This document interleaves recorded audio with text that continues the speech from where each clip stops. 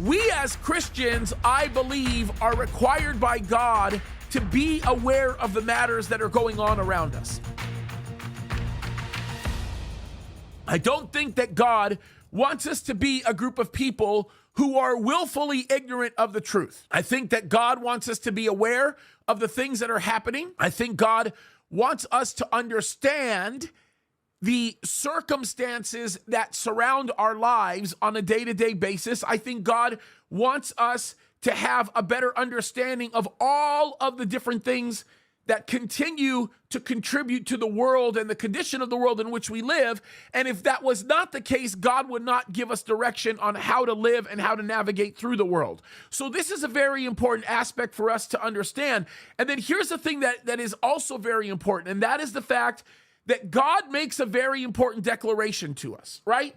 In Colossians chapter 1, God makes it clear that everything that goes on in the physical realm, the things that we can touch, smell, see, the things that we physically experience, are a direct result of everything that is happening in the spiritual. There is an invisible war that is being waged right now, and that invisible war is the greatest single most contributory variable of the things that we experience and deal with on a day-to-day basis. Now, this is very important because if you refuse to engage in the physical areas around you because you are not aware of the spiritual things around you, then you are going to create for yourself a conundrum that actually lays out a path of destruction that will very quickly pull you away from a relationship with God and will actually hurt you and your family. This is extremely important. I am constantly reminded of the words of the late, great Walter Martin, who said something so profound that I will never forget it. For the rest of my life, I will never forget it. And perhaps this may be the reason why he still stands as the greatest apologist that ever lived on the face of the earth. He said this, he made it very clear. Christians, and he said Christians, not people, he said Christians who refuse to engage in the spiritual battle become the first casualties of it. In Matthew chapter 25, Jesus actually tells us a story.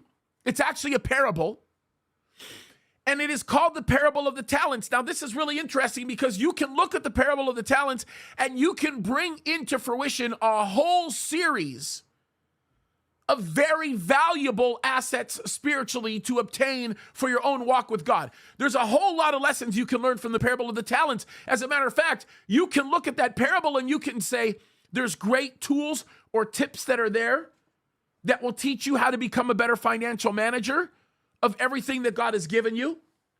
There are lots of great principles that will teach you how to develop the mindset of the person who shuns poverty. It exposes the reality of things that are very serious as it relates to how people manage their money.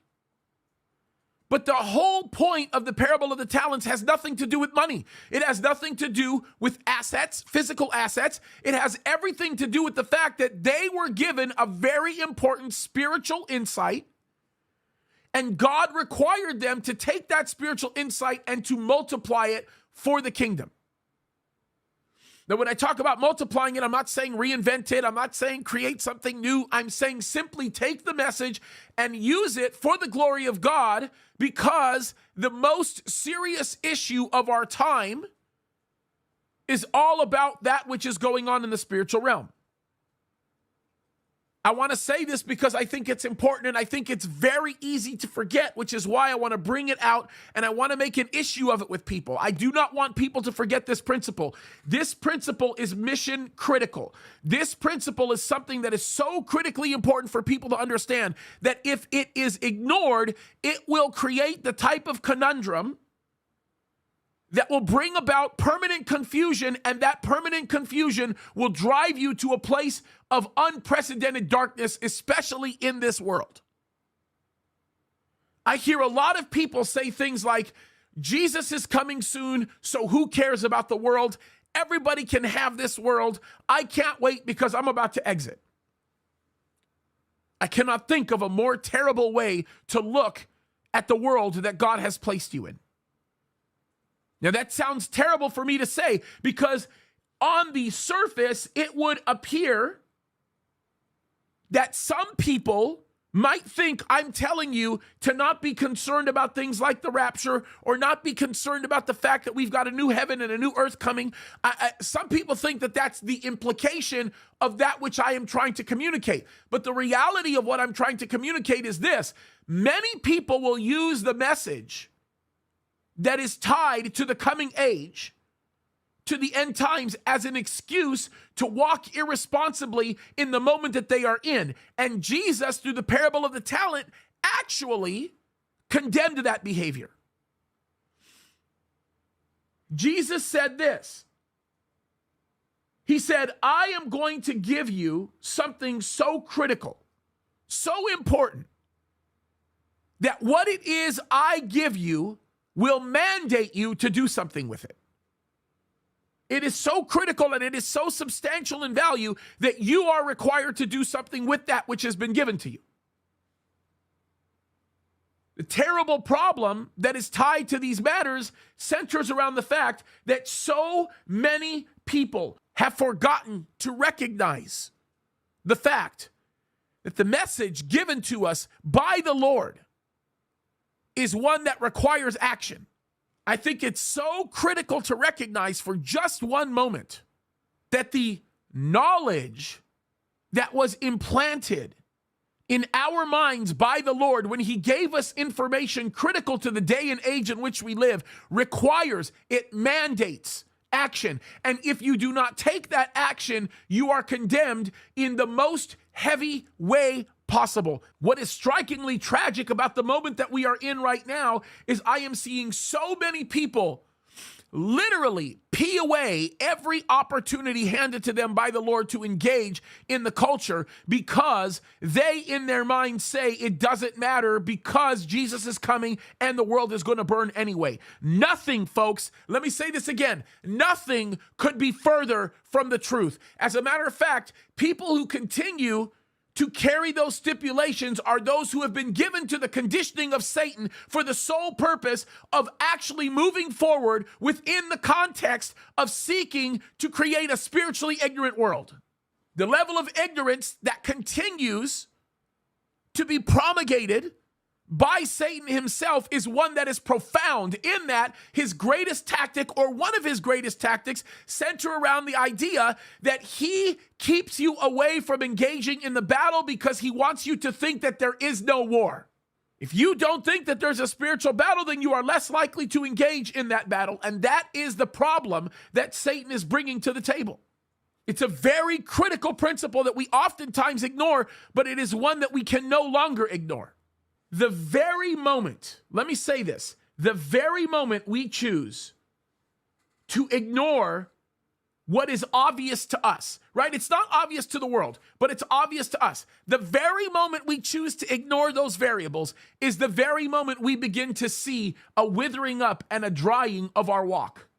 People talk about the news that's going on right now with the former president of the United States and what's happening, the world that we're living in. Do you guys think that it's a coincidence that we are watching these hardcore, satanically inspired leftists do absolutely everything they can to put an end to the person who is running as a true opposition party member?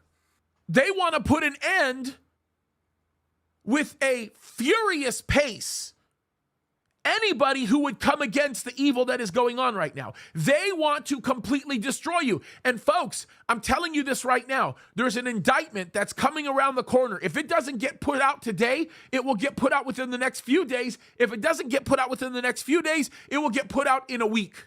And in that indictment, they are going to charge the president of the United States with another 60 or 70 items that related to that fateful day in January.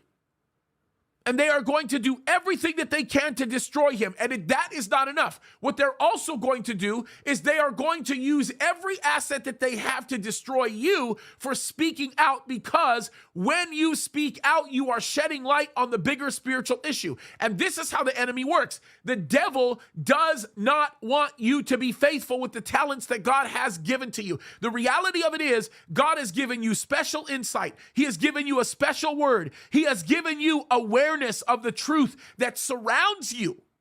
But that awareness comes with an expectation. That awareness comes with the responsibility to ignore the attacks that come at you. And irregardless of every single defiant action in the spiritual realm that manifests in the physical, you are required by God. You are required by God. Let me say it again. You are required by God. You are required by God. You are required by God to stand up for the truth.